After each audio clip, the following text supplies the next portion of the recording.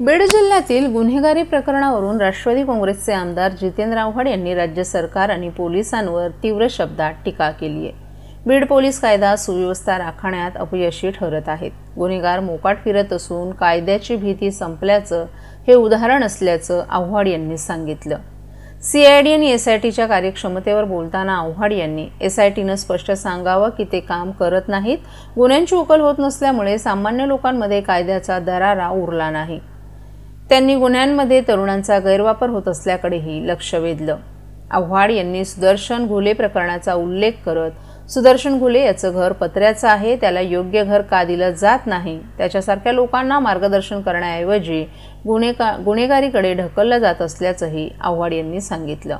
तर कराड प्रकरणावर टीका करताना कराड कोण आहे, तो मुख्यमंत्री किंवा पंतप्रधान आहे का, त्याला पीए आणि इतर सुविधा मागायची हिंमत कशी होते, सरकारला अशा लोकांवर कारवाई करायला हवी असंही त्यांनी सांगितलं। तसंच वंजारी समाजावर जातीय रंग लावण्याचा प्रयत्न होत असल्याचंही आव्हाड यांनी सांगितलं। वंजारी समाज मेहनती आहे, एका व्यक्तीमुळे संपूर्ण समाजाला दोष देता येणार नसल्याचंही त्यांनी ठामपणे सांगितलं। तर शरद पवार यांच्यावर बोलणाऱ्या आशिष देशमुख यांच्यावर टीका करत देशमुख यांना शरद पवारांवर बोलण्याचा अधिकार नाही, त्यांचे वडीलही कधी असे बोलले नव्हते असंही त्यांनी सांगितलं। आव्हाड यांच्या या टीकेमुळे राजकीय वातावरण चांगलंच तापलं आहे।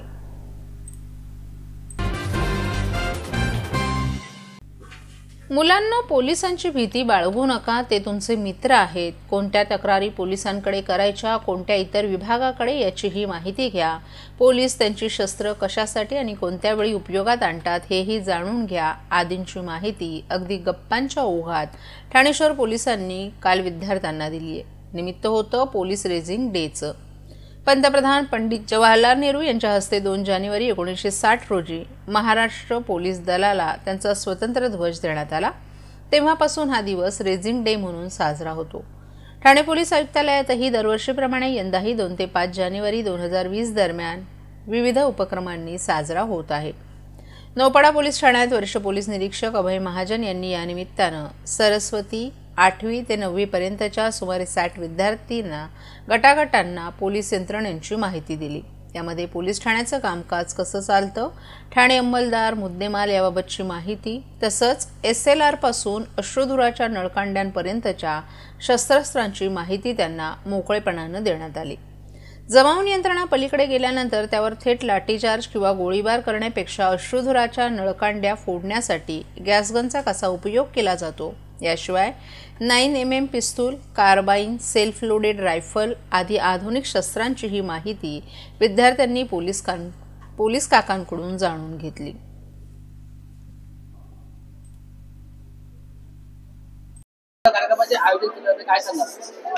संपूर्ण महाराष्ट्रामध्ये तसेच पोलीस आयुक्तालय ठाणे शहरामध्ये 2 जानेवारी ते 8 जानेवारी दरम्यान पोलीस रेझिंग डे सप्ताह साजरा करण्यात येत आहे। या निमित्त नौपाडा पोलीस स्टेशनच्या वतीने रोज शाळेतील विद्यार्थ्यांना पोलीस स्टेशनला आणून पोलीस स्टेशनमधील कामकाज कसं चालतं, तसेच त्यांना शस्त्र प्रदर्शन केलं जातं व त्या शस्त्राबद्दल माहिती दिली जाते।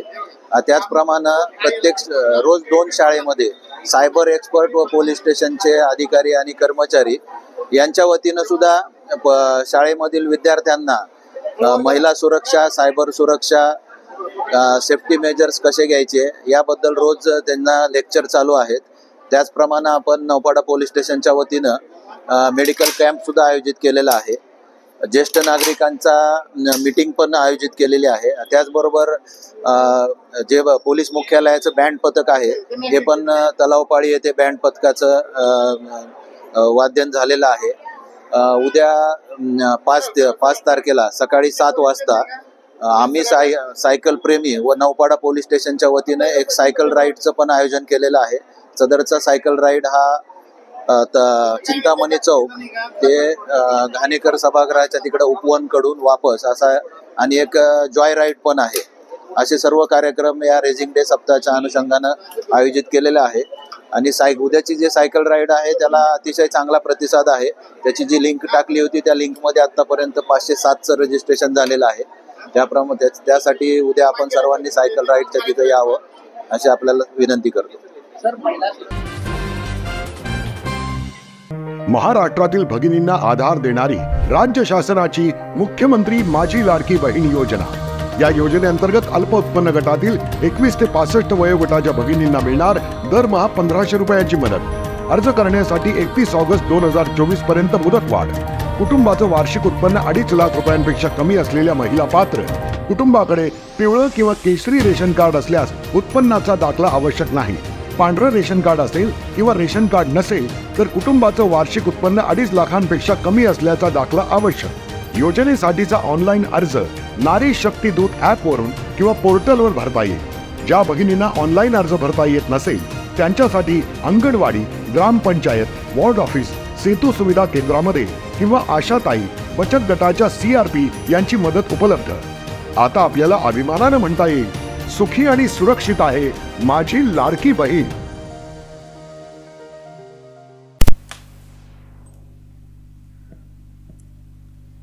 कल्याण फाटा परिसरातील अटलांटा बिल्डिंगच्या शेजारी असलेल्या अतिक्रमणांवर कारवाई करत असताना पाठीमागून आलेल्या शाह आलम शहाजान खान यानं सहाय्यक आयुक्त भालचंद्र घुगे यांच्यावर अंगावर धावून जात शिवीगाळ करत मारहाण केल्याची लाट पसरली आहे। तर या घटनेचा स्थानिक राजकीय नेत्यांकडून देखील निषेध नोंदवण्यात आलाय। दिवा प्रभाग समितीचे सहाय्यक आयुक्त भालचंद्र घुगे यांनी दिवा प्रभाग समितीचा पदभार हातात घेतल्यानंतर दिवा प्रभाग समिती अंतर्गत अनधिकृत बांधकाम आणि फेरीवाले यांच्यावर नियंत्रण ठेवण्याकरिता कारवाई सुरू केली आहे। त्यानुसार गुरुवारी दुपारी सहाय्यक आयुक्त भालचंद्र घुगे हे अतिक्रमण पथकासह कल्याण फाटा येथील अटलांटा बिल्डिंगच्या शेजारी असलेल्या अतिक्रमणांवर कारवाई करत होते। यावेळी ताडपत्रीचे शेड बांधून अतिक्रमण करून इंजिन ऑइलची विक्री करत असताना आढळून आला।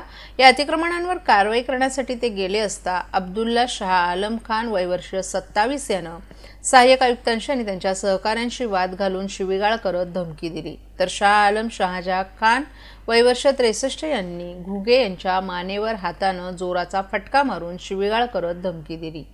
या घटनेप्रकरणी डायगर पोलीस ठाण्यात गुन्हा दाखल करण्यात आला असल्याची माहिती देण्यात आली आहे। या घटनेमुळे अधिकारी आणि कर्मचाऱ्यांमध्ये संतापाची लाट पसरली आहे। तर दुसरीकडे स्थानिक राजकीय पक्षांकडून देखील या घटनेचा निषेध नोंदवण्यात आलाय। दिवा प्रभाग समिती अनधिकृत बांधकाम आणि अनधिकृत फेरीवाले मुक्त अशी प्रभाग समिती झाली पाहिजे।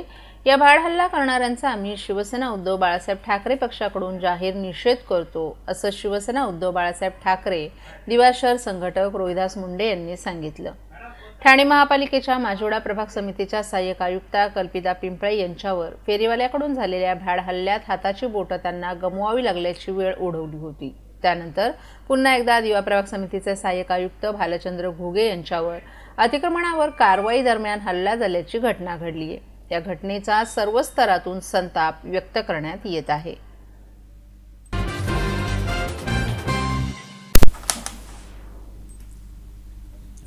दरवर्षीप्रमाणे यंदा ठाण्यात मालवणी महोत्सवाची धूम नागरिकांना येत्या शुक्रवारपासून अनुभवायला मिळणार आहे।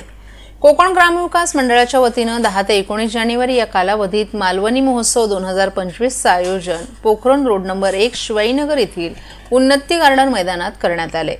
या महोत्सवाचं यंदाचं हे 26वे वर्ष असून मालवणी मेजवानीसह दशावतारी नाटक, डबलवारी आदी महाराष्ट्राच्या वेदांगी संस्कृतीचे आविष्कार महोत्सवात पाहायला मिळणार आहेत।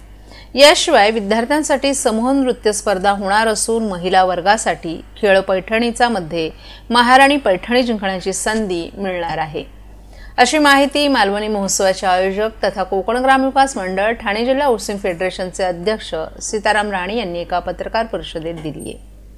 कोकणातील शेतकरी व्यावसायिकांना बाजारपेठ उपलब्ध व्हावी तसंच मालवणी कला संस्कृतीचा प्रसार आणि प्रचार व्हावा या हेतूनं गेली अनेक वर्ष सीताराम राणे ठाण्यात मालवणी महोत्सवाचं आयोजन करत आहेत। 10 जानेवारी रोजी सायंकाळी 7 वाजता ठाण्याचे जनसेवक आमदार संजय केळकर आणि जिल्हाधिकारी अशोक शृंगारे यांच्या हस्ते या मालवणी महोत्सवाचं उद्घाटन होणार आहे।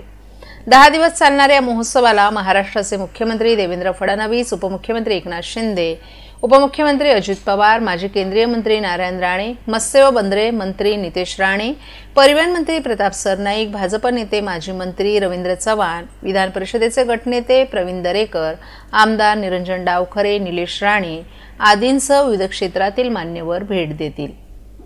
या मालवणी महोत्सवात एकूण 60च्या आसपास व्यावसायिकांचे स्टॉल्स असून प्रवेशद्वारावर यंदा पहिल्यांदाच कोकणातील कौलारू मंदिरामध्ये गणपती बाप्पा विराजमान झालेले पाहायला मिळणार आहेत। हे अस्सल कोकणस्थ रेखीव मंदिर भाविक आणि खवय्यांच्या स्वागतासाठी सज्ज असणार आहे। या महोत्सवाचं विशेष आकर्षण पिंगळा हा भारुडाचा श्रवणीय कार्यक्रम होणार आहे। महिला वर्गासाठी खेळपैठणीचा डबलबारी भजनाची जुगलबंदी आणि वेंगुर्ला येथील दशावतारी नाट्यप्रयोग आदी कलाकृती सादर केल्या जाणार आहेत। याशिवाय मालवणी महोत्सवात दररोज स्थानिक बालगोपाळांचे कार्यक्रम स्पर्धा सादर होतील। 19 जानेवारी रोजी या महोत्सवाची सांगता होईल। तरी खेळपैठणीचा आणि नृत्य स्पर्धेमध्ये सहभागी होऊ इच्छिणाऱ्यांनी आपली नावं मालवणी महोत्सवातील ठाणे हाऊसिंग फेडरेशनच्या स्टॉलमध्ये नोंदवावीत असं आवाहन महोत्सवाचे आयोजक सीताराम राणे यांनी केले। यावर्षी मालवणी महोत्सवाचं आयोजन 10 जानेवारी ते 19 जानेवारी या दरम्यान केलेलं आहे आणि यावर्षी पहिल्यांदा आपण दरवर्षी जसा एक वेगवेगळी सांस्कृतिक कलामधला एक वेगवेगळा भाग करतो। गेल्या वर्षी आपण कृष्णाई उलेकरचा कार्यक्रम ठेवला होता। यावर्षी पिंगळा हा कार्यक्रम एक सांस्कृतिक भाग म्हणून किंवा कला संस्कृतीचा एक भाग म्हणून तो ठेवतोय। दरवर्षीप्रमाणे डबलबारी असेल, दशावतारी नाटक असेल आणि महिलांसाठी रोज एक पैठणी हा पैठणीचा कार्यक्रम असा भरगच्च कार्यक्रम या मालवणी महोत्सवामध्ये ठेवलेला आहे। नेहमीप्रमाणे हा उद्देश असा आहे की कोकणातल्या ज्या शेतीपूरक व्यवसाय करणारे आमचे छोटे छोटे शेतकरी आहेत किंवा व्यापारी आहेत, उद्योजक आहेत, त्यांना मुंबई, पुणे, ठाण्यासारख्या शहरामध्ये त्यांच्या उत्पादनाला बाजारपेठ मिळवून द्यावी आणि त्यांना आर्थिक मदत करावी हा यामागचा उद्देश आहे आणि तो आता 27 वर्ष मागे वळून पाहिलं तर तो बऱ्यापैकी यशस्वी झाला आहे असं मला वाटतं। मान्यवर कोण कोण येणार आहेत या कार्यक्रमाला? माननीय मुख्यमंत्री देवेंद्रजी फडणवीस, दोन्ही उपमुख्यमंत्री माननीय अजितदादा पवार, एकनाथजी शिंदे, सहकार मंत्री बाबासाहेब पाटील आणि माननीय माजी मुख्यमंत्री आताचे खासदार माननीय नारायणरावजी राणे, त्याचबरोबर महाराष्ट्राचे बीजेपीचे प्रदेशाध्यक्ष होणारे माननीय रवींद्र चव्हाण येणं अपेक्षित आहे। ते या कार्यक्रमाला येण्याचं त्यांनी मान्य केलेलं आहे। काय आव्हान कराल? तुमच्या माध्यमातून लोकांना आपण आवाहन करू, या 10 दिवसाच्या महोत्सवामध्ये एकदा तरी या मालवणी महोत्सवामध्ये या मालवणी पदार्थांचा, मालवणी वस्तूंचा, मालवणी संस्कृतीचा आस्वाद घ्या आणि आमच्या शेतकऱ्याला मदत करा असं आवाहन तुमच्या माध्यमातून मी करेन।